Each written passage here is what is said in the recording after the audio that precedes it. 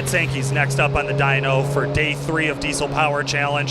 His 05 LLY Duramax, spooling up hard on that S480, trying to make the best pass he can from 2,800 to 4,000 RPMs.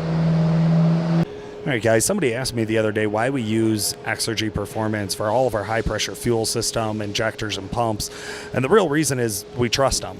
We get a consistent, high-performance product from the same supplier every time. Now, yeah, they have competitive prices, and that's great, but the real thing is when you're doing something like injectors, or you're doing a CP3 pump, or you're doing something with your fuel system, you got to know that this is the lifeblood of your truck.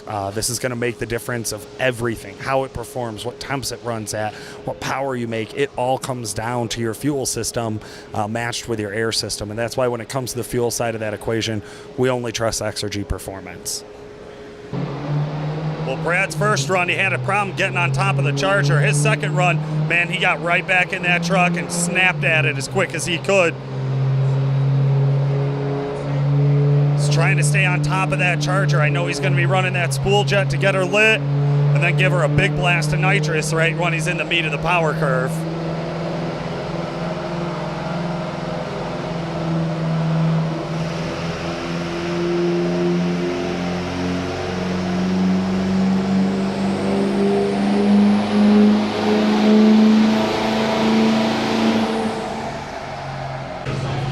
Coming down to check on the results now for Brad Sankey. That was run number 2, right?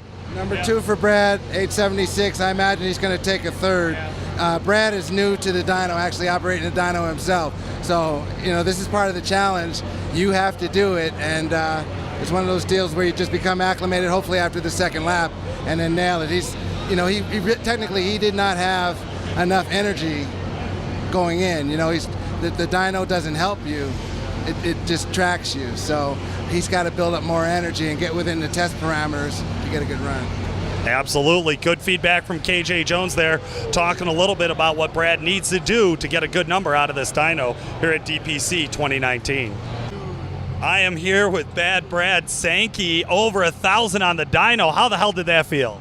I was nervous, real nervous. I mean, I went to make the first pull, didn't have the bottle on, and I couldn't even get to the test window. I didn't even start the test. So jumped out, flipped the bottle on. That first actual number I got, that 870, that was pulling the 41 jet all the way through the test. Second test, flipped the 88 jet on, grabbed both jets all the way through. I'm ecstatic. Everything's running great right now. It made 1,000 it was 7960 DA in the dyno cell with all the fans on. When I left to come here, it was 2,000 DA, so, man, I can't complain. Not at all. Absolutely, very impressive to see it out of this truck. I know this is one of those sleepers that, you just love to see it perform. Man, it sounded violent. It felt violent. Just standing 20 feet away, it felt rowdy, like the thing was going to come off the dyno. How do you feel now about going into tomorrow? This is where all the race and the trailers are. This takes us back into another torture test tomorrow, pretty much all day. We'll see what happens. I mean, running the truck, spooling it up on the line is fine. I've got no problems with that. I got a second gear TCM too, and it spools fine there. But trying to get the thing up on load and in overdrive is godsend, trying to get the thing on power.